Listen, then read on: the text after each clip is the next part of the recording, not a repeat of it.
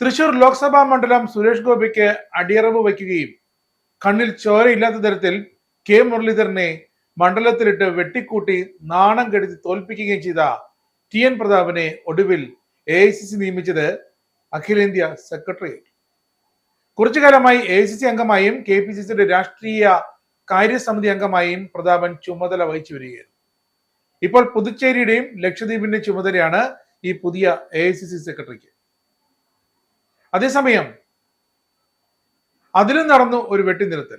KPCC അധ്യക്ഷനെ തെരഞ്ഞെടുക്കുന്ന സമയത്ത് പോലും അടുത്ത തവണ പരിഗണിക്കാമെന്ന് AICC ഉറപ്പ് നൽകി മാറ്റി നിർത്തിയ ഒന്നിൽ കൂടുതൽ നേതാക്കളുണ്ട്. അവരെയൊക്കെ തള്ളിമാറ്റിയാണ് പതിവ് പോലെ ടി എൻ പ്രതാപന്റെ ഈ സ്ഥാനലബ്ധി.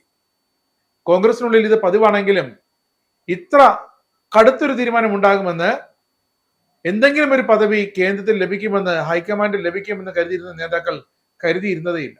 കേരളത്തിൽ നിന്നും AICC പദവിയിലേക്ക് എത്തുമെന്ന് വിലയിരുത്തപ്പെട്ടിരുന്ന ആന്റോ ആന്റണിക്ക് ഇത്തവണയും പരിഗണനയില്ല എന്നാണ് ഏറ്റവും പ്രധാനപ്പെട്ട കാര്യം. അധ്യക്ഷ പദവിയിലേക്ക് അവസാന നിമിഷം വരെ പരിഗണിക്കപ്പെട്ട ഒരു വ്യക്തിയുടെ പേരായിരുന്നു ആന്റോ ആന്റണി. പക്ഷേ ഒടുവിൽ നറുക്ക് വീണത് സണ്ണി ജോസഫിന്. അപ്പോൾ തന്നെ ആന്റോ ആന്റണിക്ക് AICCയുടെ സെക്രട്ടറി തലത്തിലല്ലെങ്കിൽ മറ്റെന്തെങ്കിലും തരത്തിലുള്ള പദവി നൽകുമെന്നായിരുന്നു ഏതാണ്ടൊക്കെയുള്ള ഒത്തുതീർപ്പ്. കേരളത്തിലെ അധ്യക്ഷ പദവി നിഷേധിക്കപ്പെട്ടപ്പോൾ തന്നെ ദേശീയ നേതൃത്വം ഇതുമായി ബന്ധപ്പെട്ട് ഉറപ്പ് നൽകിയെന്നും സൂചനകൾ ഉണ്ടായിരുന്നു. എന്നാൽ ഇത്തവണയും ആന്റോ ആന്റണി ഒഴിവാക്കപ്പെട്ടു. പ്രധാനമാകട്ടെ MLA, MP എന്നീ പദവികളിലേക്ക് മത്സരിച്ച് ഒരു മത്സരത്തിലും തോറ്റിട്ടില്ല എന്നതാണ് ഇപ്പോൾ AICC സെക്രട്ടറിയായി നിയോഗിതനാകാൻ കണ്ട ഒരു കാരണം. പക്ഷെ ഇവിടെ സീനിയോറിറ്റി ആന്റോ ആന്റണിക്ക് തന്നെയായിരുന്നു. പക്ഷേ KC വേണുഗോപാലിന്റെ ഇഷ്ടങ്ങൾ ഒരു പരിധിവരെ നടപ്പാക്കിയെടുക്കുന്ന ഹൈക്കമാൻഡിൽ തീരുമാനം ഇങ്ങനെയൊക്കെ വരുമെന്ന് കേരളത്തിലെ ഭൂരിഭാഗം നേതാക്കൾക്കും അറിയുമായിരുന്നു.